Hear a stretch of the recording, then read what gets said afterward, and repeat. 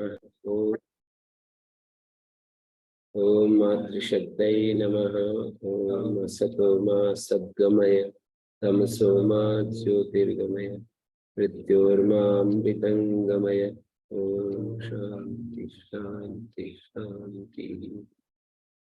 पतंजलि योग दर्शन कक्षा 87 सिद्धियों का प्रकरण चल रहा है और इसमें मैं थोड़ा थोड़ा बताता हुआ आगे बढ़ जाता हूँ। बहुत ज्यादा इसमें कुछ विचार करने के लिए ये तो सब प्रैक्टिकल है। स्थूल स्वरूप सूक्ष्म 44वां सूत्र है। कल हम देख रहे थे स्थूल स्वरूप सूक्ष्म अन्वय अर्थवत्व संयमात भूत जया। भूतों पर विजय होती है। भूत का मतलब पृथ्वी जल अग्नि वायु आकाश, इसको भूत कहते हैं। तो भूतों पर विजय होती है स्थूल स्वरूप सूक्ष्म अन्वय और अर्थवत्व संयम से। तो यहाँ पर अन्वय अर्थवत्व मानी भोगापवर्गार्थत्व, और अन्वय का मतलब होता है इनमें जो भूतों में क्या चीज अन्वित होती है। भूतों में अन्वय नाम की चीज क्या कही जा सकती है। तन्मात्र भूत कारणम सूक्ष्म, और अन्वय क्या है? ख्याति क्रिया और स्थितिशीला गुण। प्रकाश क्रिया स्थितिशील गुण कार्य स्वभावानुपातिनो अन्वय शब्देन उक्ता।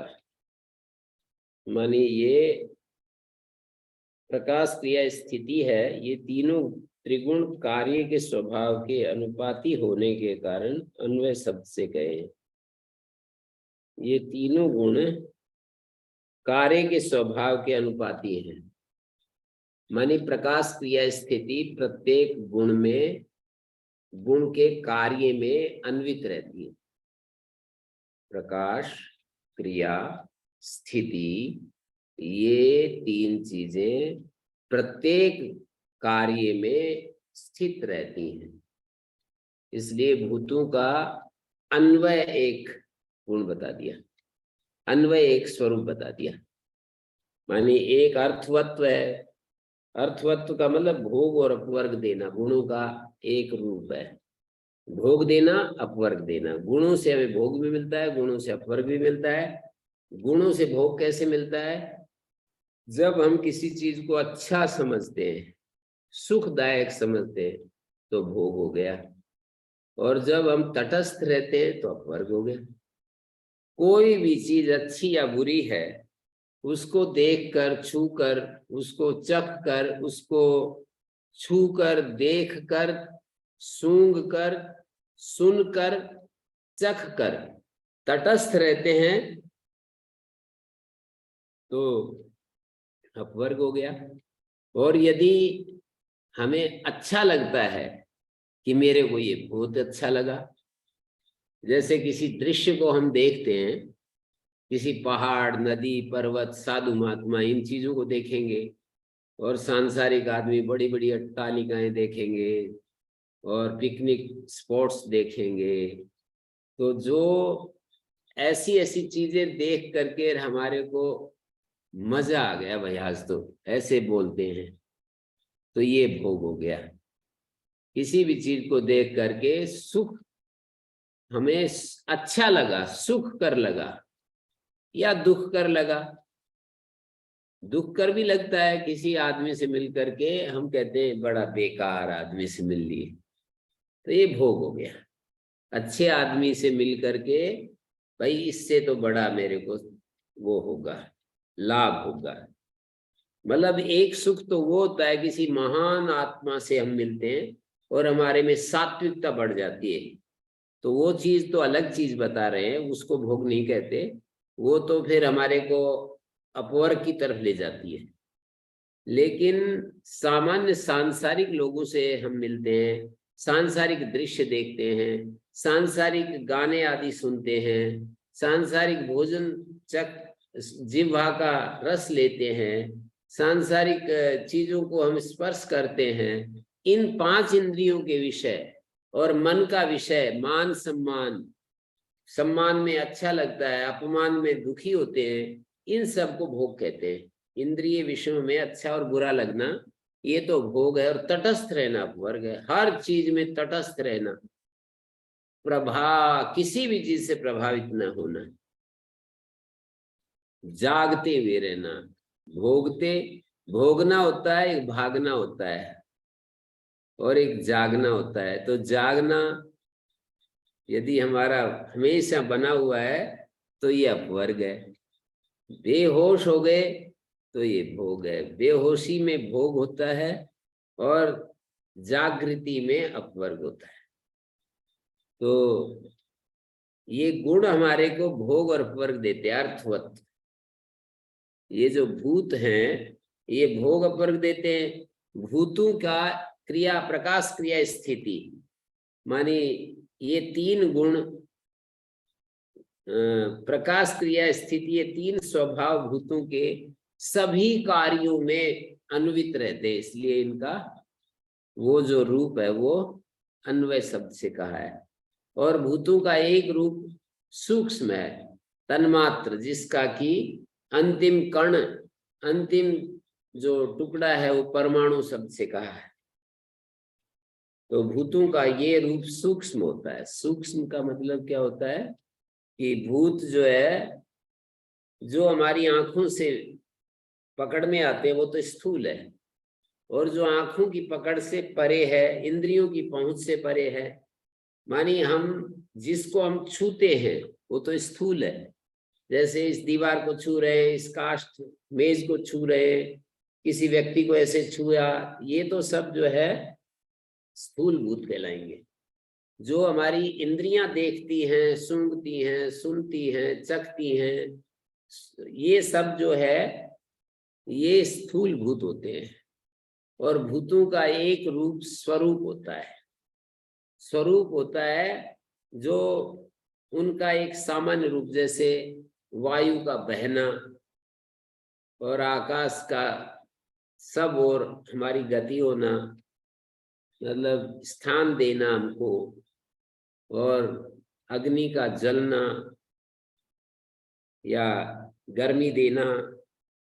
तो इस तरह से स्नेह का, जल का स्नेह और भूमि का काठिन्य, मूर्ति, तो ये सारे जो है ना, ये सारे के सारे स्वरूप शब्द से कहे गए।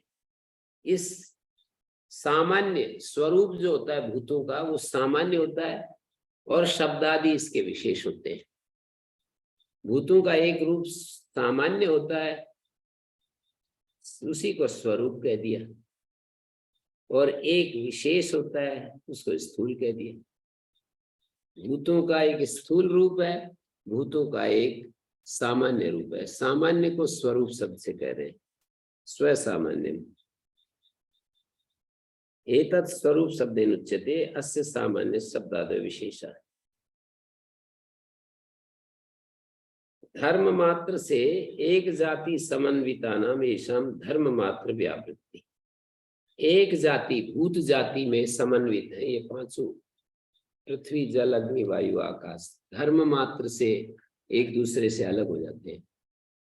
मानी एक जगह रस, एक भूत में शब्द, एक में स्पर्श, एक में रूप, एक में रस, एक में गंध की प्रधानता है। तो धर्म मात्र से एक दूसरे से अलग हो जाते हैं, स्वजातीय अन्य वस्तु से व्यावृत्ति हो जाती है। इसको थोड़ा इधर कर दो, ये पुस्तक ऐसे करता हूँ तो दिखे नहीं।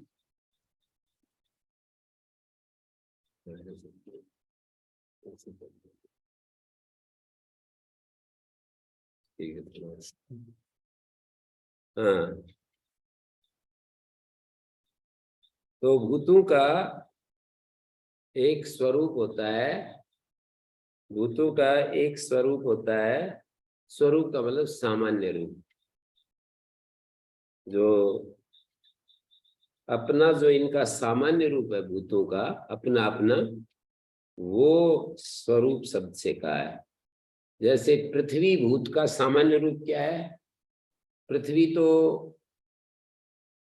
कई प्रकार की है, लेकिन उसका सामान्य रूप यह है कि वो कठोर है, कठिन है, मूर्ति है। भूतों का ये रूप मतलब सामान्य रूप है।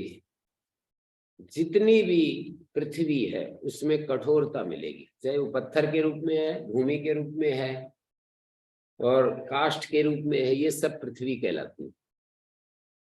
सोना, चांदी, लोहा, तांबा, अलग अलग धातुएं होती हैं। जहां भी कठोरता है, सैकड़ों प्रकार की चीजें होती हैं, जहां भी कठोरता है उसको पृथ्वी कहेंगे। और जहां भी स्नेह है उसको जल कहेंगे। जल का, पृथ्वी पंचभूतों में एक जल भूत है, तो उसका सामान्य रूप है स्नेह। और अग्नि जो भूत है उसका सामान्य स्वरूप में कहलाएंगे उष्णता। और वायु का कहेंगे कि बहना, जैसे इधर से ऐसे तिरछी बहना बह रही है वायु। और सर्वतोगति आकाश है। तो ये स्वरूप शब्द से कहा जाएगा। इस सामान्य का शब्दादि विशेष होते हैं। भूतों का एक रूप होता है स्थूल। स्थूल में क्या होता है?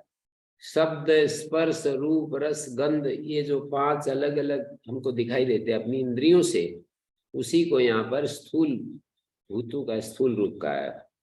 पार्थिवाद्या शब्दादय विशेषा, स आकारादि धर्म, स्थूल शब्द, उसके साथ आकारादि धर्म भी ले रहे हैं। भूतों का जो स्थूल रूप है उसमें आकार आदि भी साथ में ले रहे हैं। मतलब पृथ्वी का आकार प्रकार, ऐसे ही जल का और अग्नि का, वायु का, ये आकार आदि के साथ ऐसा कह रहे हैं। मानी यहाँ पर ये कहा आकार युक्त और विशेष विशेष शब्द स्पर्श रूपादि युक्त, जो सबसे पहले हमें दिखाई देते हैं वो स्थूल रूप है भूतों का। तो स्थूल की अपेक्षा विशिष्ट रूप स्वरूप होता है। स्थूल की अपेक्षा से जो रूप है, जिस जिस भाव में अवस्थित द्रव्य को आश्रय कर शब्द आदि गृहीत होते हैं, वो भूत का स्वरूप है। तो इनमें संयम करने से ये सूक्ष्म रूप है भूतों का, सूक्ष्म रूप है तन्मात्र। तन्मात्र एक अवयव है, वो परमाणु है। परमाणु छोटे से छोटा टुकड़ा है। तो ये पांचों में संयम करने से भूत जय होता है। और फिर इसी तरह से तत्व अणिमादि प्रादुर्भाव, भूत जय होने पर अणिमादि का प्रादुर्भाव होता है और उससे काय संपद धर्मान विघात। मानी ये 8 प्रकार की सिद्धियां पैदा होती है अणिमादि भूत जय होने पर। और काय जी गुरुजी, पहले और दूसरे में क्या अंतर है? स्थूल स्वरूप दोनों में पिछले सूत्र। पिछले सूत्र में तो स्थूल तो ये हो गए ना, पार्थिवादी शब्दादि। पार्थिवादी जो पृथ्वी में होने वाला शब्दादि है उसको विशेष कहेंगे। शब्दादि जो विशेष हैं आकार आदि धर्मों के साथ जो शब्दादि विशेष हैं उसको स्थूल शब्द से कह रहे हैं। और द्वितीय रूपम स्व सामान्य, इसको बहुत सारा बताया इन्होंने कि मूर्ति, स्नेह, वर्णी, उष्णता, वायु प्रणामी, सर्वतोगति आकाश। तो ये स्वरूप शब्द से कहा है। इसी सामान्य के शब्दादि विशेष है। सामान्य और विशेष समुदाय द्रव्य कहलाता है। प्रसंगवश द्रव्य की भी व्याख्या व्यास भाष्य में मिलती है। सामान्य जो है ये स्वरूप है और स्थूल विशेष है। सामान्य और विशेष, जैसे मनुष्यत्व सामान्य है और मनुष्य व्यक्ति को विशेष कहेंगे। ऐसे ही सामान्य तो जैसे वह्नि का उष्णता सामान्य है, पर जो हमारी आंख से दिखाई देता है उसको, आंख से जो दिखाई देता है उसको ये कहेंगे स्थूल रूप कहेंगे। वह्नि का स्थूल रूप आंख से दिखने वाली चीज, और वह्नि का सामान्य रूप है उष्णता। ऐसे करके देखेंगे। भूमि पृथ्वी का जो विशेष रूप है वो तो है गंध गुणवान, गंधवती पृथ्वी, और उसका सामान्य रूप है काठिन्य। ऐसे हमें देखना है। और जल का विशेष रूप जो है वो रस है, जीवा से जुड़ा हुआ रस है, और उसका सामान्य रूप जो है स्नेह। जल का सामान्य रूप, वायु का सामान्य रूप बहना, और उसका विशेष रूप स्पर्श करना, हमारी स्पर्श इंद्रिय के द्वारा स्पर्श होना। और आकाश का सामान्य रूप जो है वो सर्वतोगति है, अनावृत, अनावरण, आवृत न होना। और सामान्य विशेष रूप है उसका जो हमारे कर्णेंद्रिय के द्वारा शब्द सुनाई पड़ते हैं। और सामान्य विशेष के समुदाय को द्रव्य कहते हैं। सामान्य और विशेष दोनों का जो समुदाय है उसको द्रव्य कहते हैं। तो सामान्य के शब्द आदि विशेष हैं। सामान्य को अलग करने वाला जो है विशेष, विशेष कहलाएगा, दूसरे से अलग करना। इसलिए यहाँ एक व्यास भाष्य में वचन दिया है, एक जाति समन्विता नाम ऐसाम धर्म मात्र व्यावृत्ति। धर्म मात्र के द्वारा व्यावृत्ति होती है। एक जाति में समन्वित पृथ्वी आदि की धर्म मात्र से व्यावृत्ति हो जाएगी। षड जाति धर्म द्वारा स्वजातीय अन्य वस्तु से व्यावृत्ति भिन्नता हो जाएगी। माने जैसे विशेष तो कई प्रकार के हैं, और सामान्य जो है उसमें पृथ्वी सामान्य ले लिया। पृथ्वी भी कई, पृथ्वीत्व सामान्य है, ये भी पृथ्वी है, ये भी पृथ्वी, ये भी पृथ्वी है, ऐसा कहेंगे ना। पत्थर भी पृथ्वी है, लकड़ी भी पृथ्वी है, डायमंड भी पृथ्वी है, और ये ईंट भी पृथ्वी है, धरती भी पृथ्वी है। पर इनमें पृथ्वीत्व जो है सामान्य है, और इस पृथ्वी का विशेष क्या है, गंधगुण। तो सामान्य और विशेष का जो समुदाय है उसको द्रव्य कहेंगे। और इनका सूक्ष्म रूप परमाणु हो गया, तन्मात्र हो गया, तस्य एको अवयव परमाणु। सामान्य विशेषात्मा अयुत सिद्धावय भेदानुगता समुदाय थी एवं सर्व तन्मात्राणि। सामान्य विशेषात्मा अयुत सिद्धावय भेदानुगता समुदाय, भेदानुगत समुदाय माने तन्मात्र भूतों का कारण होता है। तो इस तरह से इनका संयम करने से भूत जय और तत्व अणिमादि प्रादुर्भाव, अणिमादि सिद्धियां, अणिमा लघिम महिमा प्राप्ति, प्राकाम्य विघात और वशित्व और ईशित्रित्व, यत्र कामावसायित्व और यत्र कामावसायित्व तद्धर्म अनभिघात। तो इनमें भूत जय होने पर अणिमादि प्रादुर्भाव होता है, और काय संपत्ति तद्धर्म अनभिघात, और उसके धर्म का अनभिघात रहता है। तो जैसे याद दिया है, अणिमा जिससे योगी अणु होते हैं, भूत जैसे अणिमादि का प्रादुर्भाव होता है, काय संपत्ति की और काय धर्म के अनभिघात की भी सिद्धि होती है। काय संपत सिद्धि और तद धर्म अनिघात, काय धर्म के अनविघात की भी सिद्धि होती है। अणिमा जिससे योगी अणु होते हैं, ये अणिमा सिद्धि है। और लघिमा जिससे कि योगी लघु हो जाते हैं। अणिमा सूक्ष्म हो जाते हैं, लघिमा लघु हो जाते हैं, महिमा लंबे चौड़े महान हो जाते हैं। प्राप्ति जिससे कि अंगुली से भी चंद्रमा को छूते हैं। ये जो है इतना ज्यादा उसकी शक्तियां बढ़ जाती है। यहाँ बैठ बैठे अंगुली से ऐसे चंद्रमा को छू सकते हैं, चंद्रमा को स्पर्श किया जा सकता है। प्राकाम्य मन इच्छा का अनविघात, भूमि भेद कर उठना या जल की भांति भूमि में डुबकी लगाना, जैसे जल में डूबते हैं। वशित्व भूत भौतिक पदार्थों को वश में रखना, दूसरों के द्वारा अवश्य होना, दूसरे उसको वश में नहीं कर सकते। ईशित्रित्व भूत भौतिकों के प्रभाव नाश और व्यूह के ऊपर ईशित्रित्व करना।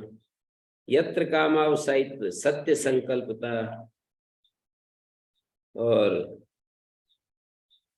यत्र कामावसायित्व ये 8 ऐश्वर्य होते हैं। काय संपत्ति। ओम गुरुजी। हम्म। ओम गुरुजी। जी। गुरुजी, किसी का जीवन पवित्र ना हो उसको भी सिद्धियां मिल जाती हैं क्या? नहीं मिलती।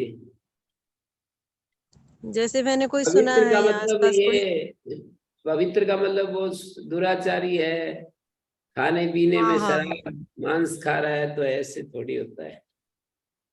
जी, ऐसा ही कोई व्यक्ति सुना है, और सुना है सिद्धियां हैं उसके पास। नहीं, वो तो सिद्धियां नहीं होती है, वो तो अलग चीज है। वो ऐसे बता देता है कि आपके घर में कितने कमरे हैं, कौन सा किस दिशा में बेड है, ऐसे ऐसे। तो वो संभव है क्या ऐसा? नहीं, वो तो अलग चीज है ना, ये तो बता देगा क्या है बताने में। गुरुजी कैसे बताएगा? वो जानता ही नहीं। वो कोई मान लो कि बिहार में रहता, कोई झारखंड में, कोई कहीं पे, उसको पता नहीं। आके आदमी ने पूछा कि जो है ऐसे ऐसे है। तो वो कैसे, उसको घर नहीं, उसने देखा आपने भी जो नहीं। प्रश्न किया ना, उसका उत्तर है कि सामान्य रूप से तो ठीक ठाक है, पर राग द्वेष की सूक्ष्म जो कमजोरियां हैं, और बिल्कुल एकदम से अपने आत्मा को अनुभव करना, ये सब ना भी हो, पर मन पर जिसका वशित्व है, या मन पर जन्मज सिद्धि हो सकती है। समाध 4-5 प्रकार से अभी बताएंगे ना आगे। मंत्र औषधि तपा समाधि जा सिद्धया, मंत्र के कारण हो जाती है, औषधि के कारण हो जाती है, तप के कारण होती है, जन्म के कारण भी हो जाती है। समाधि जो सिद्धि होती है वो तो अनाशय होती है, आशय रहित, तत्र ध्यान जम अनाशय। बाकी जन्मज सिद्धि, मंत्र सिद्धि, तप सिद्धि और जन्म मंत्र तप औषधि से सिद्धि, ये तो चित्त शुद्धि की अपेक्षा नहीं करती ना। तो इसलिए उस तरह के सामान्य सिद्धियां, ये तो किसी पर के घर गुरुजी में क्या है, किसी के घर में क्या है, ये बताना, ये तो सामान्य है, मामूली सी बात है ये तो। और चरित्र ठीक ना हो तो भी उसको पता होगा यहाँ इतना। से देख, बैठे बैठे वहां देख लेना जी अमेरिका में क्या हो रहा है इस समय, जी जी। ये तो सामान्य चीज है। और वो पर लक्ष्मण भाई हमारे लिख देते हैं ऐसे ही, कागज रखा है और उसको पेन खोल करके रख दिया, और हमारे सामने बिल्कुल उसको ढक दिया, और उखाड़ करके देखा तो लिखा हुआ मिल गया। वो तो ये सब मामूली सिद्धियां बोलते हैं इसको। ये तो बड़ी होगी गुरुजी, वो लिखने वाली तो बड़ी सिद्धि लग रही है। मामूली है ये, आपके लिए बड़ी है, ये मामूली सिद्धियां हैं। जी और गुरु। ये यहाँ से बैठे बैठे वो जो अमेरिका में कमरे में क्या हो रहा है, ये मामूली सिद्धियां हैं सब गुरुजी। इसी के लिए। हाँ जी। गुरुजी, नमस्कार। गुरुजी, ये जो हम विभूतियां पढ़ रहे हैं या सुन रहे हैं, सुना भी है, देखा भी है, इनका जो हमारी योगिक मतलब आध्यात्मिक यात्रा है, जो स्पिरिचुअल जर्नी में इनकी क्या महिमा है, कोई क्या है ये? चित्त की शक्तियों को कितना बढ़ाया जा सकता है एकाग्र के द्वारा, ये वर्णन है जो कि हमारी बुद्धि में आने पर इस अस्तित्व में कितना क्या कुछ है वो हमें पता लगेगा।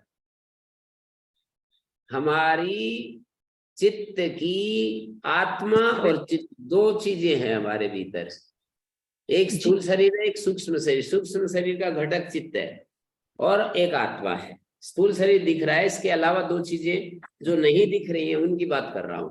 दिखने वाला शरीर है, इसके लिए इसकी बात छोड़ देता हूं।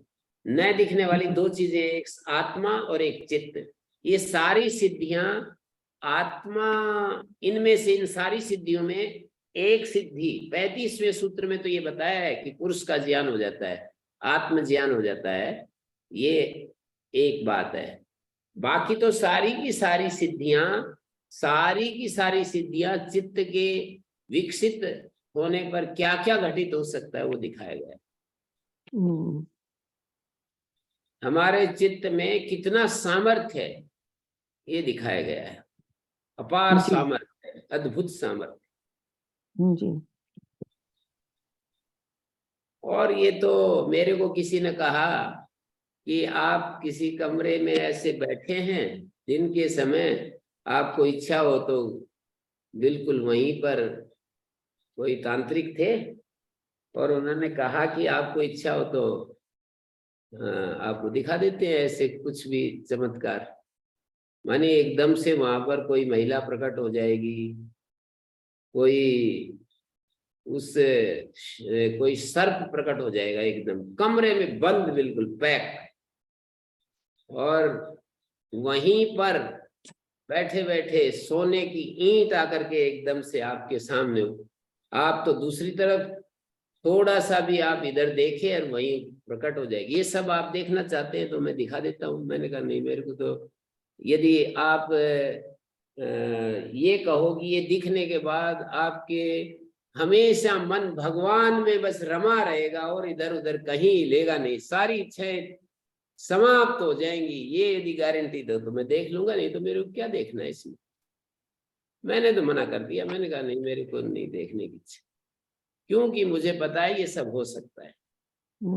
तब जब मैंने पहले ही मान लिया कि ये सब संभव है, तो मैं देख करके एक उत्सुकता, बस इतना ही होगा कि मैंने देख लिया, कहीं बात चलेगी तो मैंने कह दिया हाँ मैंने अपनी आंखों से देखा, बस इससे ज्यादा और क्या होगा।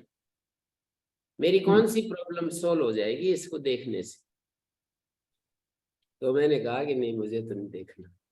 मेरे को कहा, चला करके कहा उन्होंने, ये चलो आपको बिठा करके आपको दिखा देते हैं। फिर भी मैंने कहा कि नहीं, क्या करूंगा देख करके, उससे क्या हो जाएगा। तो गुरुजी वो जो सोने की ईंट है वो फिर गायब हो जाएगी या वहीं रहेगी? फिर गायब हो जाएगी। गायब हो जाएगी तो वो झूठी थी, इसका मतलब रहनी चाहिए ना वो सोने की ईंट, बेच के फिर अपने काम कर लेंगे। वो भी होता है। मैंने कहा किसी से कि मेरे लिए वो पुस्तक लाना, किसी व्यक्ति के पास इस तरह की सिद्धियां हैं। अच्छा, मेरे को ना आप कहना कि गीता पुस्तक चाहिए, तो बिल्कुल पैक पुस्तक आकर के उसके ऊपर पड़ी, रात को एकदम से वहां पर उठा करके दे दी मेरे को। अगले दिन ला करके दे दी कि ये पुस्तक लो आपकी गीता। और इतना सारे प्रसाद आकर के ऐसे, ये सब आयुर्वेद भरा पड़ा है, इसमें क्या इसमें आश्चर्य है। सारा आयुर्वेद तो भरा है। हम तो योग सामान्य, शास्त्र हमें तो बड़ी हैरानी हो रही है ना ये बातें सुन के। जी? बहुत हैरानी हो रही है इसकी सुन के कि ये कैसे गीता आ गई, कैसे वो पुस्तक आ गई आगे। ओम गुरु जी। ये ओम गुरु जी। कुछ भी नहीं है। इतनी बड़ी बड़ी सिद्धियां यहाँ तो दिखा रहे हैं, पर काया प्रवेश और अदृश्य हो जाते हैं, अंतर्धान हो जाते हैं, सामने आदमी दिखना ही बंद हो जाता है, पानी के ऊपर ऐसे चलता है जैसे कि हम धरती पर चलते हैं। कुछ भी इसमें क्या सिद्धियां, ये तो सब जो ओम है गुरु ना। जी।